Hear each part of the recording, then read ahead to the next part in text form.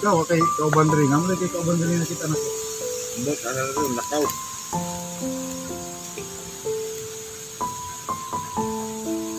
Wala nang balik yung mga tao rin armado. Yung mga natulong. So, yung kaibigan natin na si Barok ay hindi pala masamang tao. So, yan. Mga kedol, umalis siya bigla. Yan, parang andun siya din sa may puno ng may puno ng ano bang tawag yung duldul. Yan, dinala pa niya pati yung biskwit na dala natin. Andun siya mga kedol. Pagpatuloy natin mga kedol. So, dool ko ni mo kaibigan para makakaon kag biskwit. Wa pa kakatilawan ni ba?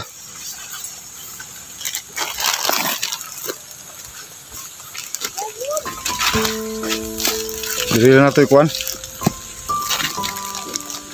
Sige yung marok mga kedol. Maglingkod lang yung mga kedol. Yan, masaya yung kaibigan natin dahil may dala tayong kunti pagkain. Yan, kita natin.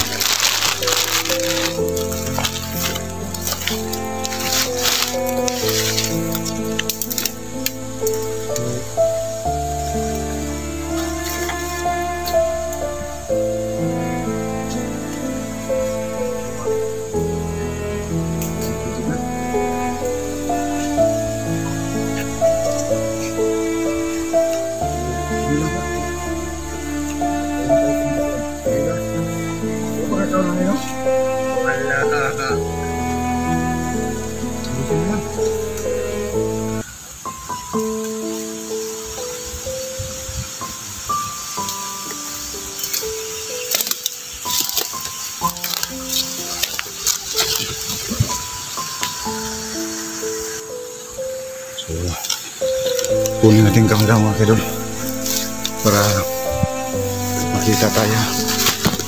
Yan, si kaibigang Barok.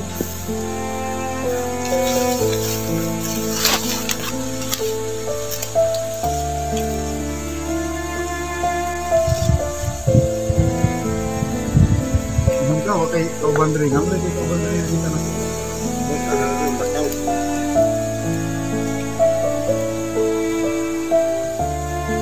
Wala nang balik yung mga tao rin armado. Yung mga natulong.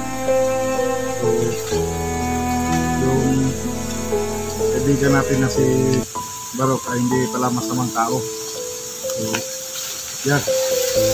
Abangan yung mga sunod natin upload mga kedol sa kanyang sitwasyon dito.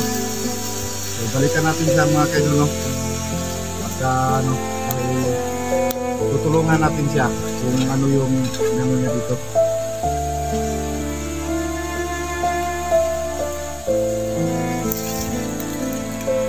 Pinul ba yung gawa kay pamilya? Na. Kung naman ito mong ganihan kung kitaan, ako kung sundan ganihan. Dito.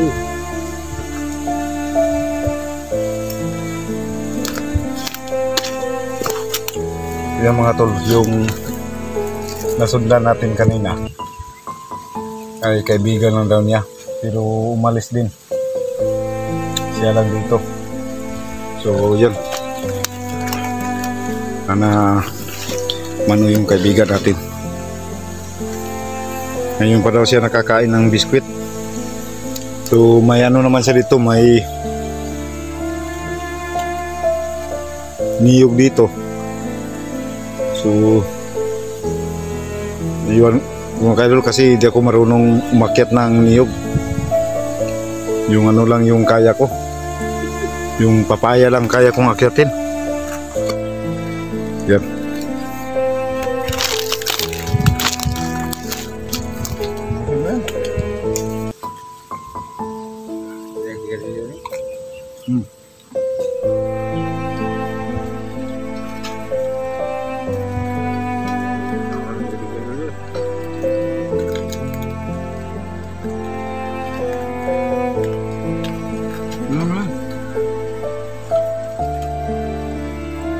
Yung mga tol, no? So maraming nagsasabi na baka masama na yung tao kasi sa sobrang laki, pero yan ang ano natin sa ating pag-isip mga kaidol. Hindi nang lahat na malalaking tao ay masama. So namumuhay lang siya dito sa gubat na siya lang. So nalalaman din natin. Kaya yan, maraming salamat no sa tumulong sa atin para makapunta tayo dito.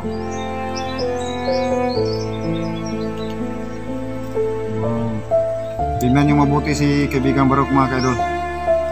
So may kaibigan na po tayo malaki. Yan, may panglaban na po tayo sa ano.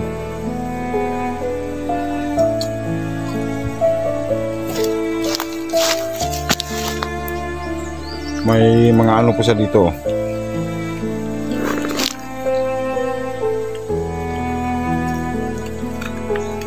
Parang normal lang na tao to. Di naman mano kasi kung ibang tao to, saan naman siya kukuha ng mais? Pero siguro sa ngayon kailangan natin siyang may update kung ano talaga, kung nagsasabi ba ito ng totoo o hindi. Pero okay naman yung taong to, hindi naman masama.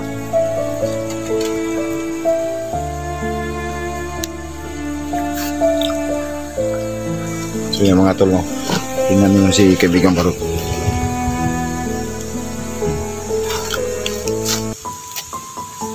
Yan, ngayon lang daw siya nakakain yan.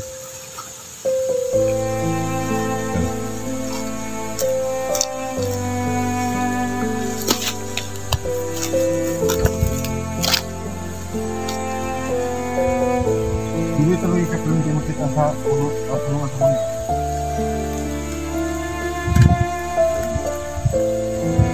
So kaya raw siya dito palagi mga katol kasi malamig dito.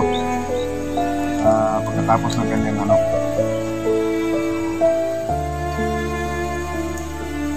maraming nagsasabi kung na ano, karelative ba siya ni Kikong, pero hindi niya ano si Kikong. So may kasama siya kanina dito, yung sinunda natin, yan umalis din. So nalalaman din natin yung totoo.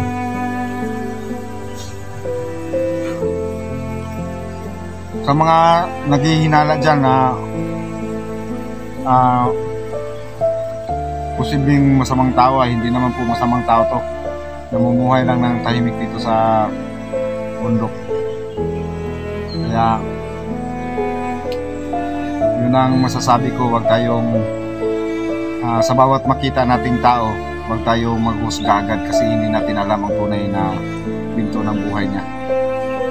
Kaya binalikan ko siya dito para malaman ko kung anong klase siyang tao, kung masama ba siya o hindi. So yan, naging mabuti naman. So kahit hindi natupad yung ano natin sa kanya na pagkain na ano, so baka sa susunod nating pagbalik, kasi yung nadala ko dito biskuit lang muna, saka inutang ko po muna ito sa tindahan para may madala ako para makakain siya. Kaya naging ayos naman po. So yan, pabayaan nating mabusog si kaibigan Barok. Tignan yung mga kainin mo, kakain talaga yan, kaya ubos natin sa kanya yan.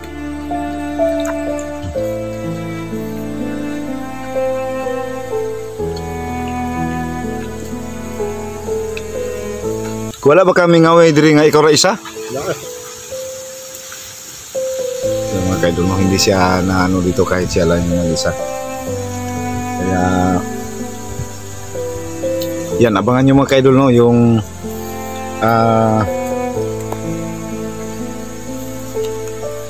abangan nyo mga kaidol yung susunod na update natin kay kaibigang Barok. Yan, makapagpahinga na rin tayo, no, para sa ano natin, may time din tayo sa mga anak natin. sa pamilya. So babalikan natin siya dito mga kaidol pag ano na rin tayo. Kaya abangan nyo mga kaidol yung susunod natin na upload. So, hindi naman talaga po masamang tao ito si kaibigang Barok. So, sana sa mga nag-ano natin dyan, tutulungan natin siya mga kaidol na ano, kasi yung tinitirhan niya ay ano lang, nagano lang siya ng kunting ano na para mapag-anuhan niya. So tutulungan natin siya pagbalik natin dito na mapagawa natin siya na kahit ano yung matutulugan niya para may masisilungan si kaibigang Barok.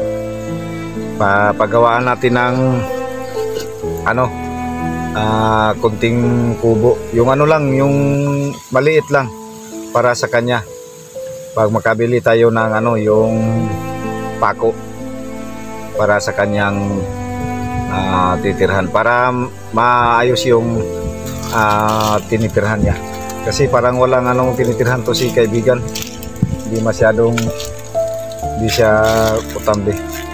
So tutulungan natin siya mga kaidol sa abot nating magkakaya. Sana hindi siya ano sa kanyang buhay, sa iyang pamumuhay dito. Sana walang gumalaw sa kanya dito. Pero hindi naman tayo ano mga kaidol, kasi yung sabi niya siya naman ang parang hari dito sa tinitirhan niya. Kung ano man yung posibleng magano sa kanya ay di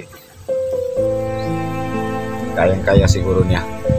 So yan, kumain si kaibigang Barok. Busog na busog ka? Oo. Yan. Busog si kaibigang Barok.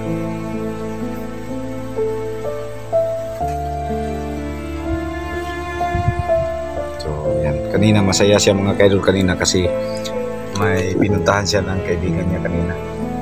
So umalis din. Kaya yun.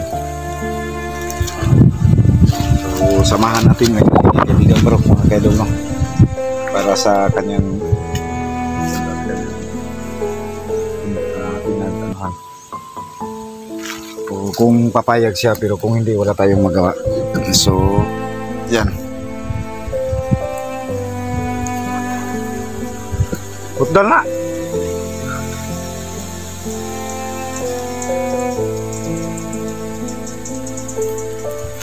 Yan mga kaidol, na ano si kaibigan.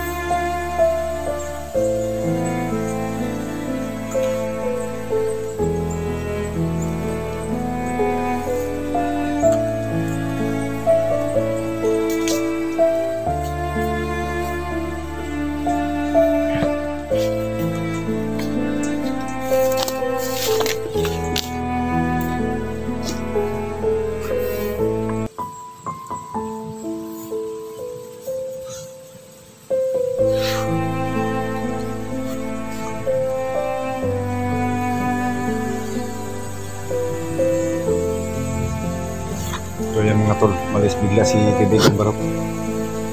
Grabe talaga, laking tao niya mga kaidol. Umalis siya bigla. Yan, parang andun siya din sa may puno ng ano, may puno ng ano bang tawag yung duldul. Yan, dinala pa niya pati yung biskwit na dala natin. Andun siya mga kaidol.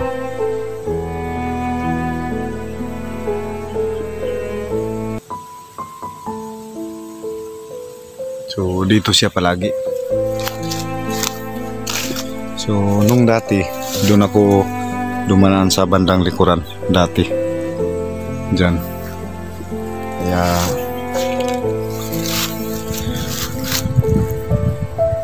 so yan, maraming salamat talaga mga katol, no?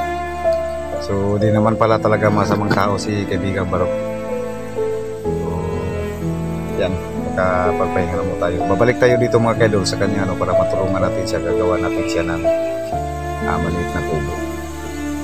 Kung may ano na tayo ng pako. Dito na siya palagi mga kaidol.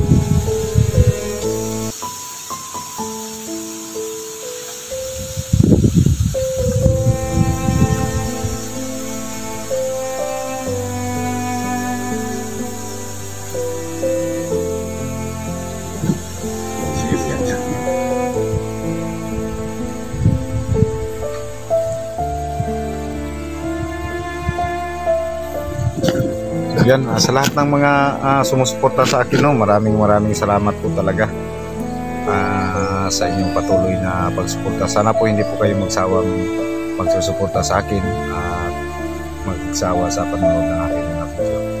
So paki-support na rin po mga kaidol, no, sa reels ko, no, sa Facebook. Paki na rin po, paki-like and share na rin po sa video na po. So yan, maraming salamat sa lahat po ng hindi pa nakapag-subscribe sa akin channel. Please subscribe po mga kaidol, Bird Strike TV. Pakipindot na rin po ng notification bell para update po sa lahat ng videos na akin. Maraming salamat po mga kaidol. Yan, umalis yung kaibigan natin, hindi natin mapigilan pagka kasi paganuhin pa natin kung ano talaga yung pag-uugali niya hanggang sa makuha natin yung loob niya na maging kaibigan natin siya. Thank you so much mga kaidol, no? God bless po sa inyong lahat. Maraming salamat po talaga sa inyo.